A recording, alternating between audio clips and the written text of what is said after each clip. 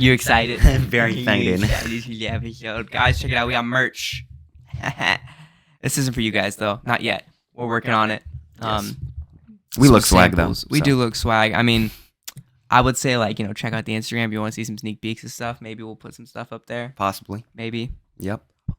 No chance. Nope, not happening. I'm very incompetent. I don't even know how. I don't even have Instagram. We got a pretty interesting episode. This was actually your ideas. I'm gonna kind of let you lead this one because I don't. You have more research. You probably know a little bit more about it. Okay. Yeah. And then I have a few things written down about it, but honestly, a lot of them it's gonna be a lot of you. So go ahead, Ed. Sure. Take it away. All right. So yeah, I guess today's topic is fasting. So what's the first thing people think of? Fasting, food deprivation, Running, sucking. What? Fasting. I'm faster. No, well, most people Faster, don't think about fastest, that. and fasting. Yeah. No. I'm pretty sure that's. I I mean, that's what my cross country coach told me to do. He said, run fasting. "Run fasting." Yeah, he was probably on a fast and just kind of losing it. Yeah. Anyways, so that's the issue. What I just did right there. People think that fasting is actually harmful. Yeah, that's true. And I'm here to say that it is not. And if you and most research is now like it's pretty conclusive that fasting is good in certain ways, but we're going to talk about fasting on a physical, spiritual, and mental basis. So, I guess, what do you want to start with?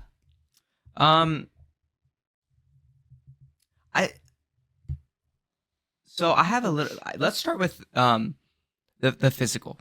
Okay. Like yeah, makes sense. The health, body, just yeah. general health. Because I think that's going to appeal to most people. Like, obviously, if you're spiritual, there's a whole nother side to it, and I think most people know that. We'll go over it too, because I think there's a lot of stuff people don't know about. But just from a health perspective, yeah, it's super beneficial.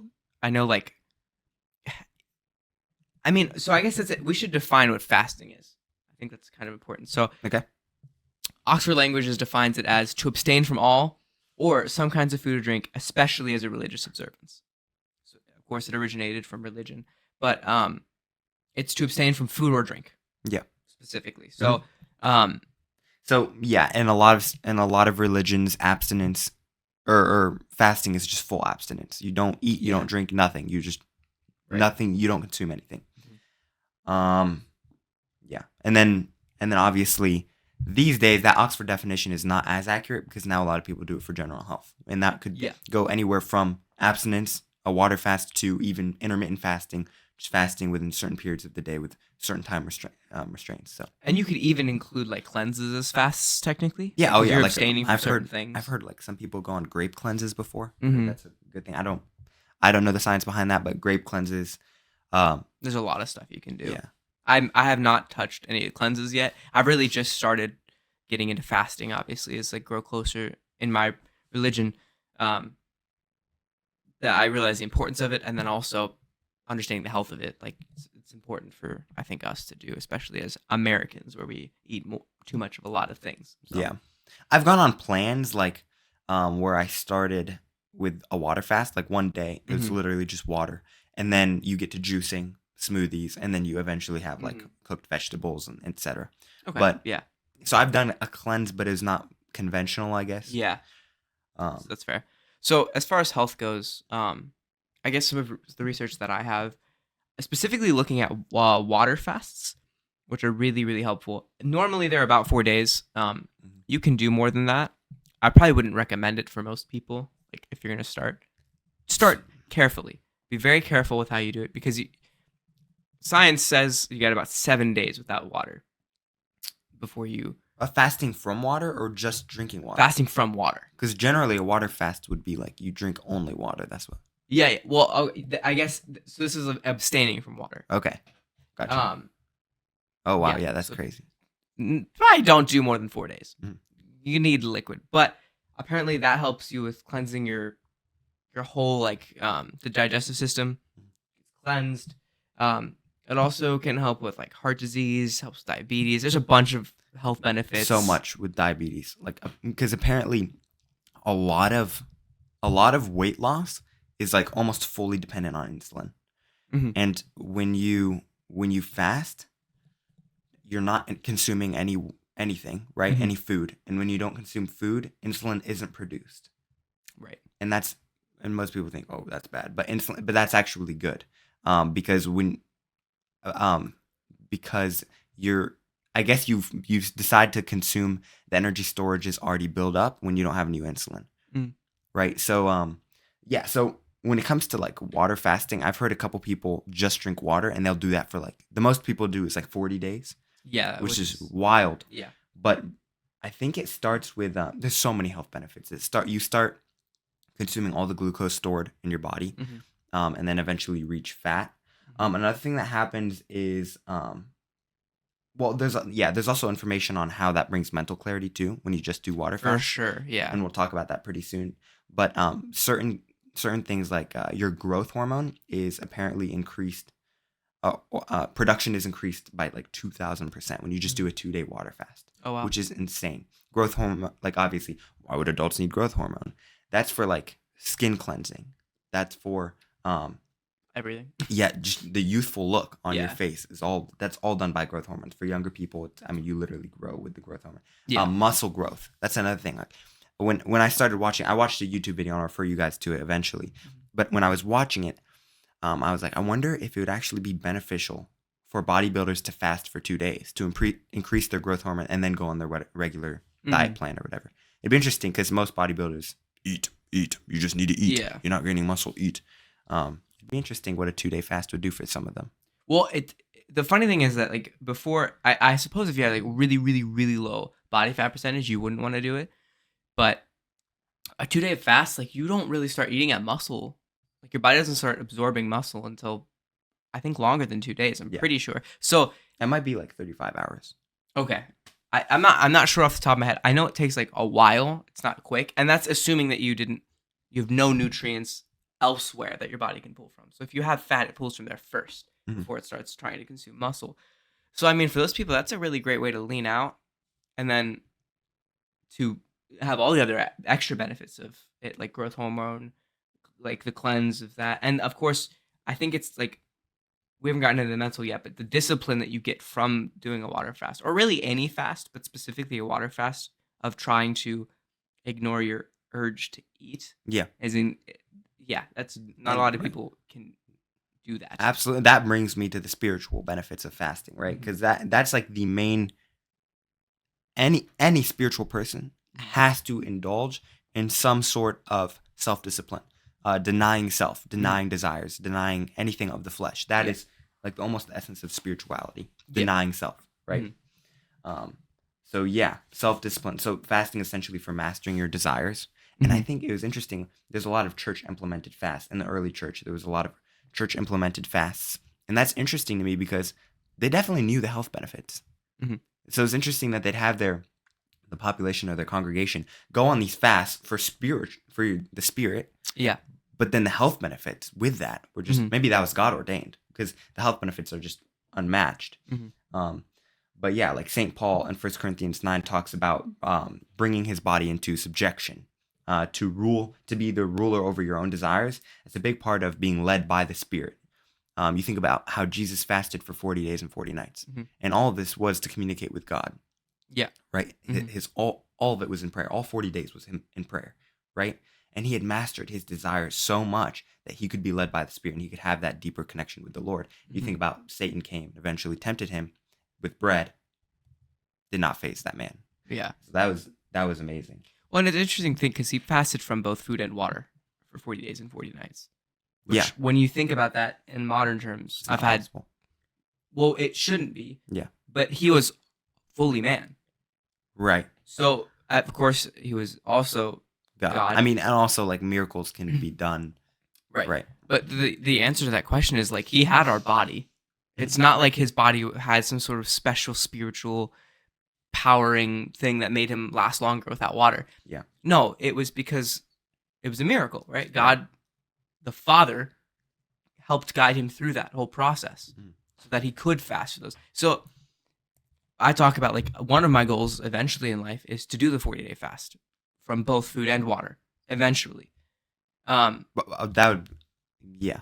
I don't know about water. I genuinely don't know if that's physically possible. I think that may have been. Scientifically it's not, but It happened. He did it, right? See if you end up in the ER or not. Well, I mean, obviously, be smart too. When you're fasting, in all areas, you have to make sure that you're getting your proper nutrients. It's not worth overall health. Yeah, apparently we have enough nutrients stored up in our body for a month. It's like people thought, you're gonna get like vitamin deficiencies. No, those take a long time. It takes more than a month for that. It depends on the deficiency, but it can take for certain deficiencies like vitamin B. I mean, it can take like 1 to 2 years to get the actual like long-term effects of a deficiency to hit. Yeah, it takes irreparable damage. Quite a long time. Like a very, very long time. Not even irreparable damage, just like noticeable damage a lot of times. Well, for 2 years you get irreparable damage. Oh no, sure, yeah, that's fair. But it takes longer than people expect. Yeah, it takes forever. But I do think there are certain things that we don't have enough of in modern society that we have to be aware of. So like even if you're fasting, it can't hurt to take a multivitamin. Like that can't hurt you, and it's worth doing. Just having it. I don't know, because if your digestive system has to break that up, it stops the process. Like if you're gonna do a fast, commit to the fast, because it's crazy. It's a water fast.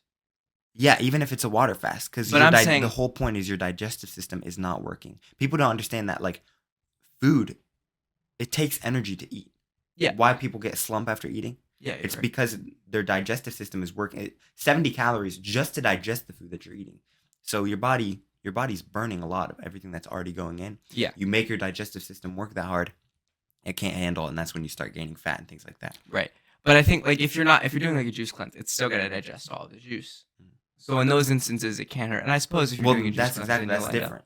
But that's cleansing like the toxins in your body. Right. But for your body to choose to take out the fat and the glucose, I think you genuinely have to abstain. Like not even a multivitamin. A multivitamin might even screw that up. I wonder what you would be like, because like even it's interesting. Yeah, I don't know. All I know is that like, when I did the cleanse, I wasn't even allowed to drink coffee.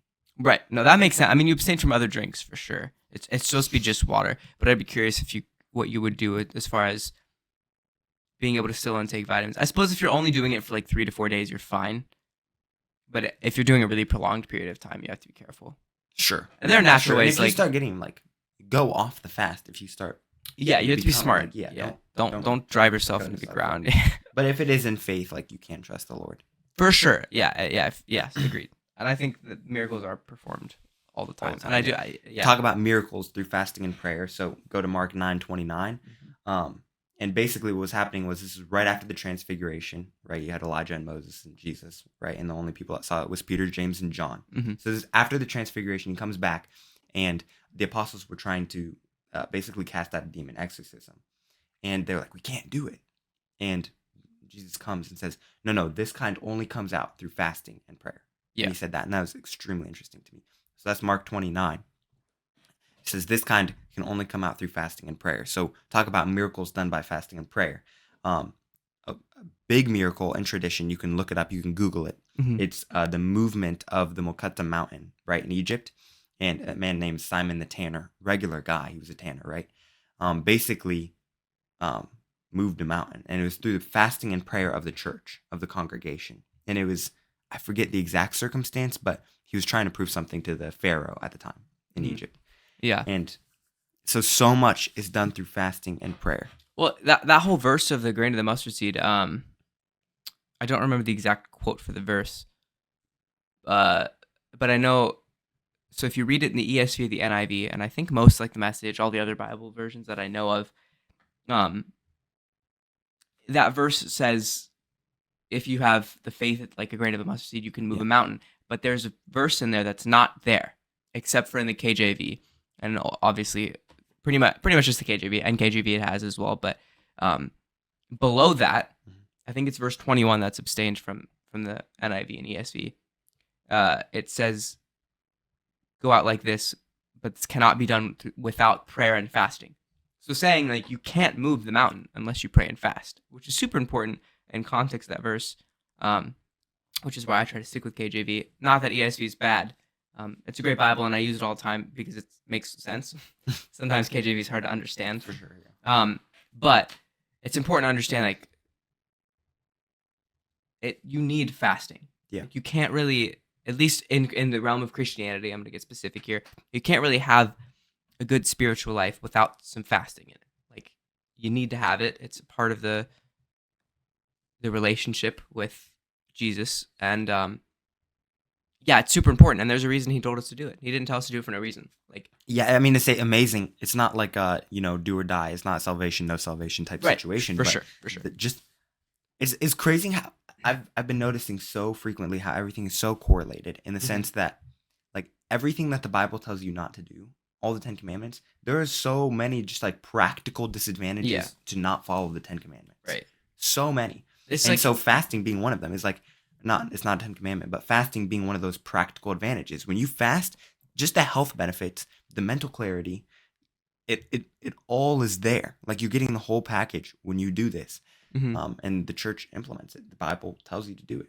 And it's interesting because you talk to, I mean, I've talked to a bunch of like religious studies majors or people who have gone in depth about all kinds of religions who aren't necessarily Christian, but they're like, I can't deny that Jesus was a fantastic moral teacher, probably one of the best moral teachers ever, because you look at what he said to do and then correlate that to how that resembles your life. Like, if you were to follow it, how does that play out? Yeah.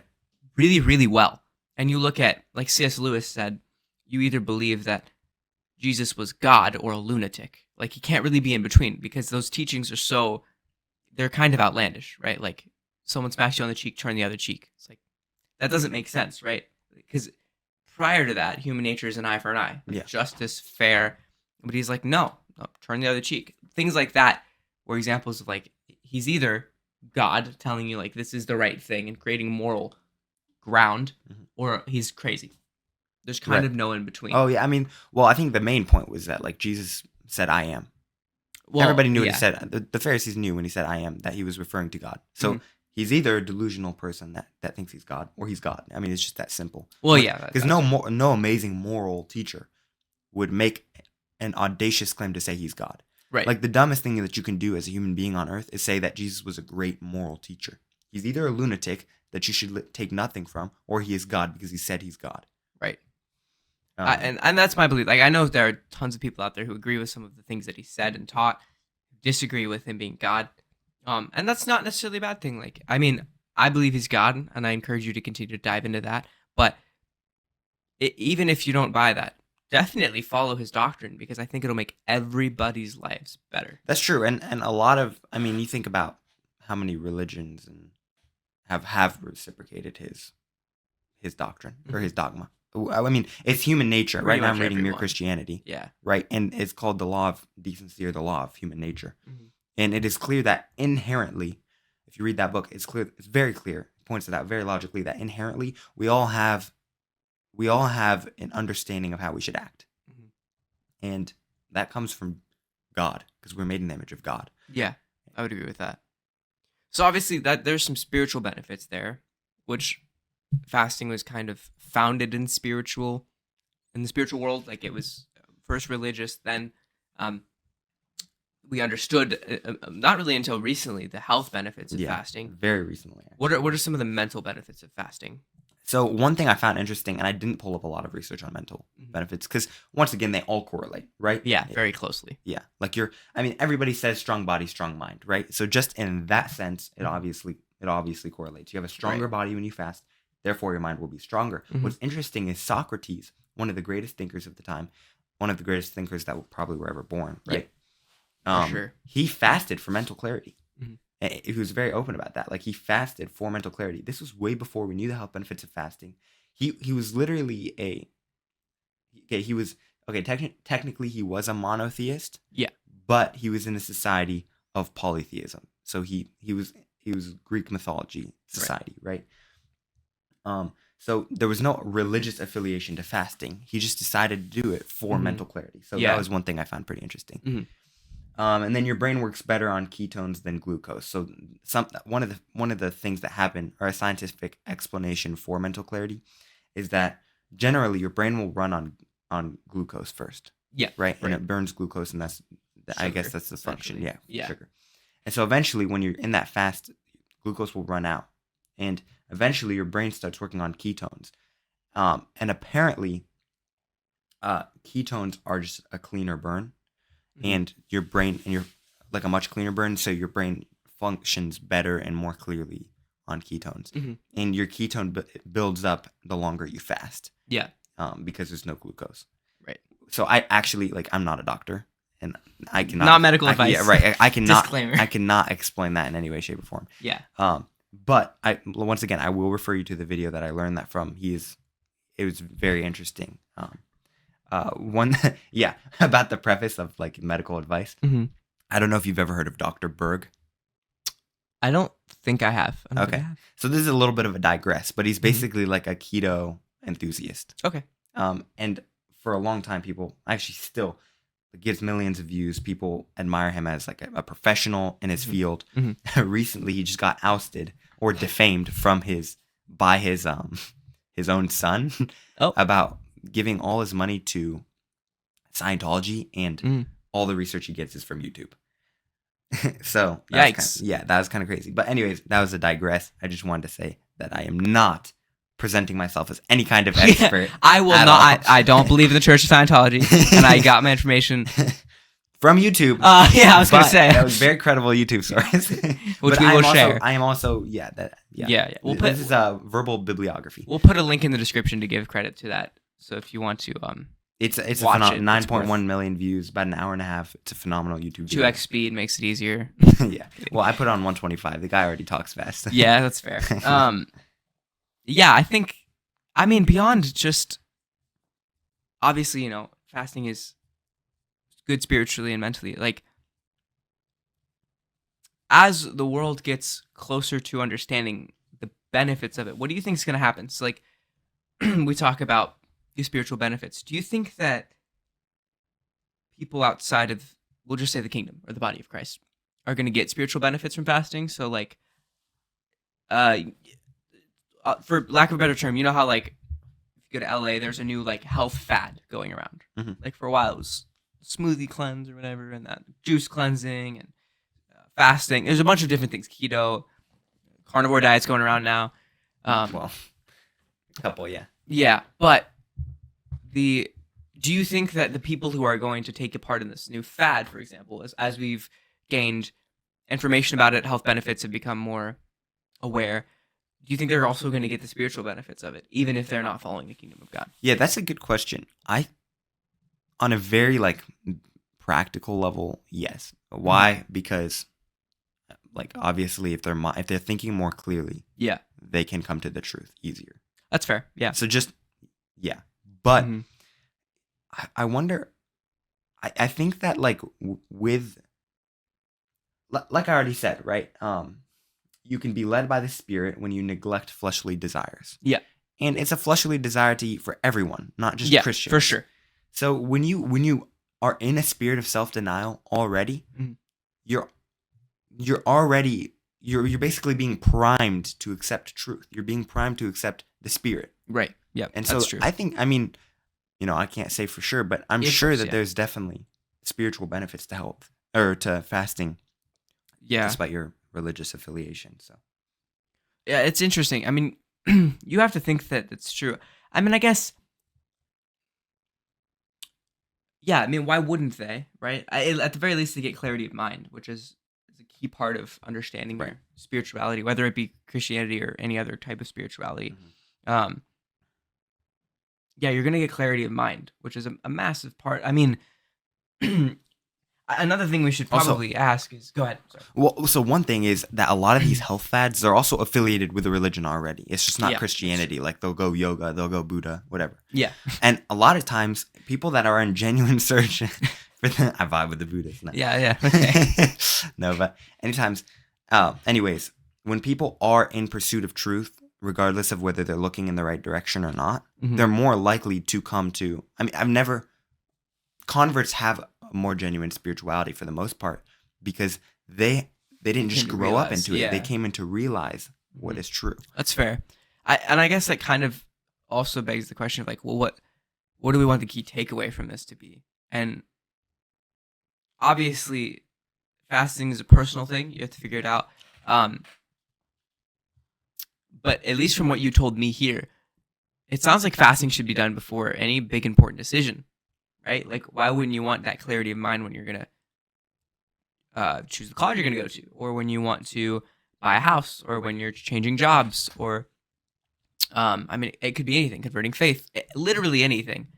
You want that clarity of mind on a practical level, not just a spiritual level. I mean, you want to pray and ask God for something? Fast. Yeah. Jonah went Job. to Job. Oh, yeah. So, I mean, so the story of Jonah, who goes to Nineveh, says, you're all going to burn. You're all going to die. God's going to kill all of you. And they all put sackcloth on and fasted. Mm-hmm. God did not burn that city of Nineveh at the time. At the time. So, I mean, at least not that time. Not that we know of anyways. But, yeah, I mean, you want things that you genuinely asking God for something. You want some intervention in your life. Mm-hmm. There is so many stories in the Bible where fasting did the deed. Mm-hmm. So it's important. Another thing I wanted to talk about, and this is kind of moving into like a secular world here, is the definition of fasting has changed, I think, over time. People have started to okay. So this has been my personal experience, but a lot of the Christians that I know that are more evangelical, we'll say, more Protestant, more that move towards that area of Christianity. Yeah, we'll just say. I mean, no, you're even Catholic. If you're about to say like the fasting isn't as strict now. Well, that's true, but Catholics now just fast from and it sugar. depends on the person too. Like, I'm making generalizations here. I know really, really great evangelicals who fast like way more regimented than I do. Oh yeah. Or than I mean, it depends on the person. It's super personal. Yeah, but I know also like, and the reason I said specifically Protestants because I don't have a lot of experience with Catholics. So, but I have people who are like, I ask them, oh, do you fast? When is the last time you fasted? What kind of fast are you doing? And a lot of times I'll get like, I fast from like social media. And it's interesting because, well, at least by the Oxford definition of fasting, that's not how you fast. But also, I mean, it is I guess like if you looked at the very base definition of fast, like just abstinence. It says food from. There's no other definition. Well, I mean, I'm sure there are, but this is the Oxford definition. So I assumed that was the most valid or one of the most reputable. Yeah, I mean, it's a good one. But either way, yeah. Well, what do you think about like social media fasts or abstaining from like? Because obviously, because I've asked people, some of the Protestants this, most of the time they'll rebuttal with like, well, it's about self-discipline, right? So it doesn't matter where I take the self-discipline in. But from the evidence you just presented, like there's clear advantages to fasting from food. So here's my thing. Is food bad? No. Okay. And you fast from it. Yeah. Because it's a desire, right? On a spiritual level, that's why you do it. Mm-hmm. Even people that don't understand the health benefits, right? Is social media bad? Yeah. For the most part. So you just shouldn't partake in social media. To begin with. Like if you have to choose something to fast from because you know it's bad, you shouldn't be doing it in the first place. Yeah. Okay. So I commend the intention behind it. Yeah, for sure. It's good that they're abstaining from something they know is bad. Or it is a fleshly desire. Social media is now addictive. Mm-hmm. And it's a fleshly desire to go and scroll on TikTok. Yeah. And to stop yourself from that and to have self-control is good, period. So it's good that they're doing that rather than nothing. But no, absolutely, the church implemented a food fast for a reason. Part of the reason was there was no social media at the time. But most of the reason was because of the health benefits and the spirituality in that. Well, I also think that there, like, in a very real sense, there is no innate desire for social media. It's not a thing. There isn't like, from the second you're born, hunger is a thing. Yeah, right. It's in you. It's programmed. You get hungry when you're hungry, and you want to eat when you want to eat. It's not like I'm born and I'm like, man, give me my phone. I need my dopamine hit of scrolling on TikTok. Yeah. Like, no, you have to train yourself to do that. And unfortunately, I mean, it's interesting that like gluttony is a sin in the Bible. Yeah, like eating too much is a sin in the Bible because and it's innate. Like yeah, you're right. It's hard. Like it's not as if you're fasting from social media, which was added in later on. It's not an innate like necessity for human beings, right? But to stop yourself from partaking in an innate necessity, that takes a lot more discipline. Yeah. So I think, I mean, I don't know that I could conclusively say like, oh, you don't get any spiritual benefits from fasting from social media. I don't know. It's possible. All I know is like all of the fasts that were done in biblical times were food fasts. and there's clear health benefits to food fasts. There's benefits to doing social media fasts as well, but you should do them just in general. Like, you should just slowly try to inch your way off of social media, in my opinion. Right, for sure. And then mental health. I mean, you think about the mental health facet of spiritual. I mean, actually, to be fair, you get off social media, your mental health will probably get better. Way better, yeah. But yeah, the mental clarity, specifically that you get from abstaining from food, that's a segue into spirituality. That's a segue into actually conversing with the Holy Spirit or letting the Holy Spirit guide you. Mm-hmm. So yeah, I think there's a definite reason as to why God chose food fasting. Yeah. And I think another thing that we should acknowledge is we're kind of dopamine fiends, right? We just, like humans, we kind of just want the next dopamine hit, like drug addicts when it comes to that. Yeah. And that's the unfortunate thing is, and you should watch, there's a movie called is it The Social Dilemma? Mm-hmm. Yes. Watch that. I think it's on Netflix still. Because it goes way more in depth than I'm about to do, and it's way more eloquent than I can say right now. But basically, every time you swipe on your phone, you're programmed to get a dopamine hit. And then these sites like Instagram, like TikTok, like YouTube Shorts, whatever it might be, are also feeding you things that are going to keep you on. So the goal is like keep you there as long as possible. Like that's their goal. You're playing an unfair game when you get on TikTok. You're setting yourself up to lose that game because it's going to give you a dopamine hit, and they're serving you exactly what you want to see. Yeah, just like any drug, like cigarette, any addictive substance is the same way. Actually, if you watch the YouTube video, Dr. Pradip Jamnadas, that's the guy.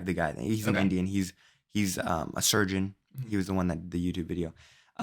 He said that we're junkies for sugar, and that and it actually signals the dopamine hit in the brain. Mm-hmm. Just sugar, yeah. So food in itself is an addictive substance. Well, and you think about like food, it makes more sense to me because you're like actually intaking something, right? So it's easier for stuff to happen. But for a phone, for something external that you're looking at with your eyes, to have that much of an impact on your internal structure, but it does. Like, and that's the thing is we need to slowly. I mean, it's the same thing with retail therapy, right? You buy something, you get a dopamine hit.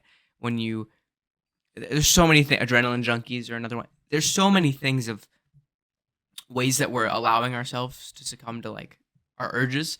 And anytime you abstain yourself from your natural urges as a practice of self-discipline. For sure. And it has a lot of these benefits, right? Because the reality is a lot of them just are self-disciplinary. That's a lot of the benefits. Food obviously has some of those neural changes that are helpful. But yeah, I mean, we should all be abstaining from those things because at least for me, I don't ever want to be addicted to anything. I don't want to be an addict to anything. Yeah, you have to be careful with every substance can be addictive. Every substance every good substance can become bad. Yeah, exactly. And so I would encourage people, if you watch this video and like, you know what, I think it might be a fun idea to fast, I'd encourage you to do it slowly, make sure it's difficult though. Like don't like be nice to yourself. Be like, I'm just going to put my phone down for the day. No, like you have to make it difficult. You have to make an actual practice of self-discipline. Where and it should be a long-term practice too.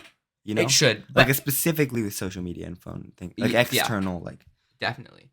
But if they're new to it, No, I'm saying like, yeah, right. A long-term practice in the sense that. They continually do fasts. Yeah, it can either continually do fasts or do something hard, like, a week without, like, delete your social media apps for a week. Mm-hmm. And then if you have to add it back, which hopefully you don't, but if you have to add it back, do it in a way that you will have made progress. Yeah. Forward momentum. Yeah. And that's not to say, like, look, social media does have benefits. Like, it's not just a big bad, which I think we're talking about it as if it is. Yeah. A lot of people use social media to connect with people, and that's great. And if you just use it for that, like, you don't have an issue, obviously. As long as you're doing that. Just that. Yeah. But and even then, like, so honestly, social media, like, the connect should be also in moderation. Like, that also is bad. Like, because we were meant to see each other physically and be in the same room. That's what we're meant for. Yeah, and even then, it's less personal. Obviously, like, even just a text is better. But I would say in that rare circumstance, which obviously, if you're still on Instagram and you don't go through reels and you just watch, like, hats off. It's like they target it so well. Good luck. But if you are, then maybe you don't have a problem. Maybe you don't need to get rid of social media. But my point in all of this is saying, like, if you're going to implement a fast, if you feel encouraged or inspired by this podcast to do that, I encourage you to throw in social media alongside of it. Even if, like let's say you have Facebook, Instagram, Twitter, and YouTube, just cut one out. Like, give yourself some grace, obviously. If you feel like, screw it, I need to change, throw it all out. Like, and I will encourage that for sure. But if you're like on the edge, just try one. Like, be like, all right, I'm going to get rid of Instagram for now. I'm going to get rid of YouTube for now. And do it for a week alongside of a food fast and see how you feel. Because I speaking from experience, I used to have all the social medias except for TikTok. I never downloaded that, which I'm very happy about. But all the other social medias, I had them. I used them regularly. And I kind of just was fed up with, I don't know if you have an iPhone, there's a pretty robust screen time in the settings. I don't know about Android as much, but if you do, and you look at it and you see, 12 hours used on Instagram over the course of the week, you're like, that's a lot of time. And it is. Imagine what you could do with 12 hours. Pick up a whole new hobby. Yeah, 12 hours is ridiculous. But it got to that point for me. And I was like, nah, I can't do this anymore. So I just flat out deleted it, and I haven't reinstalled it since. I think it's been like almost a year. It's been a while. Yeah, that's really awesome. But, just like 3 hours. Like 3 hours of your time. Mm-hmm. Like, if it's useless, because we need phones. But if 3 hours of time spent on useless things, mm-hmm. or on scrolling through reels that did not really add anything of substance to your life. And you know what? Another fun point that I'd like to make is, like, my reels weren't bad. Like, they were all Christian. And, like, they were sermons, right? It would be like a 2-minute reel of a sermon. And they were good things, like things that were worth it. But the problem is with that format is it's not built to retain information. So you scroll and, like, scroll 4 TikToks down and then see if you remember the fourth one. You don't, because it's just not how it works. Like, you're not built, they're not structured so that you can remember them. Also, if you really, first off, how many people's TikTok feed is good? Good. Right. Not many. Agreed, for sure. Like, how many, or educational in any way, shape, or form. Mm-hmm. And even if it is, why would you subject yourself to that, like, stimulation when you can go read a book? When you can go listen to an actual hour sermon? Yeah. When you can go get your homework done because you're failing in college? That's not a personal. Yeah. You failing, buddy? Don't worry about it. No, I'm not failing. Definitely not. 4.0 over here. I would have a 4.0 if I didn't fail intro to college. Oh, wow, you just went out there and said it. I wasn't gonna. I was insinuated it, but I didn't even know that, like, counted as a class. Come on, it's okay. It happens. Everyone fails something in life, and some people fail intro to college. Okay. Nah, but yeah, definitely, like, let this be a call to action. Specifically, like, if you're not religious, understand the health benefits. Like, it's good information to have, because on a practical level, I would want to be doing this every time before I make a decision. Yeah, just based off the knowledge you gave and me. People do, like, yeah. And biblically, like, that's what they would do. I've heard of people that literally fast before they make any, like, large important decision. Which is, that just makes sense to me, like, logically. But even if you're not religious and that's what you gain from this, that's awesome. But to those of you who are religious, let this be a call to action. If you're Christian and you haven't been fasting recently, or it's just like you just don't know how to do it. I've met a lot of people that are like, I want to fast, but my gains, bro, I can't lose. Like, I got to eat. Like, I don't want to lose weight. Well, based on what he had said here, which he knows more about fasting than I do, it sounds like it's still going to benefit you. So it was more of a wondering type situation. Well, like, I don't know, because if you watch the YouTube video, he says that your growth hormone is increased by like 20 times, which is crazy. And that plays a part in muscle growth and muscle development. Right. But then you're also not eating, right? So I don't know. I honestly have no idea. But even like a 1-day fast. Yeah, or you do a 2-day fast and then you get back on a diet plan, but your growth hormone is working way better. Right. So it's like, I don't know. It's worth a shot, though, especially people that have faith out there. Like, yeah, and on top of the fact that it is like, for Christians, we're called to do it. It's not really like, I don't want to. You know what I mean? It's like you're called to do it. Right. It's important. It's like communion. You could be allergic to gluten, and communion is obviously bread, Mm-hmm. but you just trust the Lord. You trust in the Lord. And I know so many people that actually are allergic to gluten, but they go and have the bread at communion, and they have no effects because it's the body and blood of Jesus Christ. Mm-hmm. God will provide. Yeah. And I think that's ultimately. Yeah, I mean, needs to be more faith. Yeah, you gotta have faith. You gotta be able to walk in faith, and honestly, part of that is fasting. Like, if you want to get a closer relationship to Him, you've got to fast. You've got to practice this. So, to those of you out there who are Christian, let that be a call to you. And those of you who aren't, try it. See what happens. I mean, the health benefits sound pretty great. A 2-day water fast, on top of the fact that you're gonna save money. I mean, this is coming from a broke college student. So, like, it sounds great to me. Oh yeah, I know. Like, that's another thing, actually, and he points it out in the YouTube video. Like, it's crazy. It's cheap. Yeah, it's cheap, and two, there's a very solid reason why doctors will not tell you to do abstinence. Yeah, it's not because they don't think it's gonna help you get better. It's because there's literally zero financial incentives. No one gets a financial incentive. The people you buy food from don't get a financial incentive. You living longer and being more healthy is not a financial incentive for hospitals. Like, there is just no incentive for, like, the economy, essentially. Water companies. Yeah, I mean, make a few cents off you. I mean, yeah, unless you're, like, have well water like me. I only buy Evian. Yeah. Boss water is where I go. Yeah, it's just way then better. It becomes just as expensive. That's true, if not more. Yeah. No. Yeah, try it, even if it's for a day or 2 days or whatever. Or you can even try one of those, like, progressive cleanses where you do just water and some juice, then you just jump back into it or whatever, however you want to do that. It's worth doing. And I encourage research outside of what we've said here. Sure. Watch that video. Yeah. And I'll put that in the description for YouTube. See if I can do it on Spotify. I don't think I can do it on Spotify. If you're listening on Spotify, we've got a YouTube channel with, like, video recorded content as well. So if you want to see us, and there's sick merch we're wearing that is hopefully going to drop soon at some point, maybe. Yeah, it's awesome, guys. It's great. It's great. You'll never see if you get it. Who knows? But yeah, watch over on YouTube because that you can see us, and then we'll put it in the description of YouTube. If you guys are watching on YouTube and you like the podcast and you don't like launching YouTube in the car because you're a normal human who doesn't like launching YouTube in the car, we have it also on Spotify, Apple Music. Like, basically, it's everywhere. Check us out there. Follow us, download the podcast. They're great. We would definitely appreciate it. Yeah. Check out our Instagram too. That's where we try to do most of our updates. It's harder to do them on, like, YouTube and other places. Those are really just places we're going to put the podcasts on for the most part. So check us out on Instagram. That's where you get, like, short, brief updates about what's going on with us and where the clothing is going to be and all kinds of other fun updates. So check us out over there. And yeah, appreciate you guys watching. Hopefully we will see you guys next week. Yeah. All right. I'm trying to find the YouTube video so that I can, at least for our Spotify listeners, they can know what it's called. It's an L. Can't you go to your history? No. I was watching it in the car with my dad, so it's on his YouTube. That's unfortunate.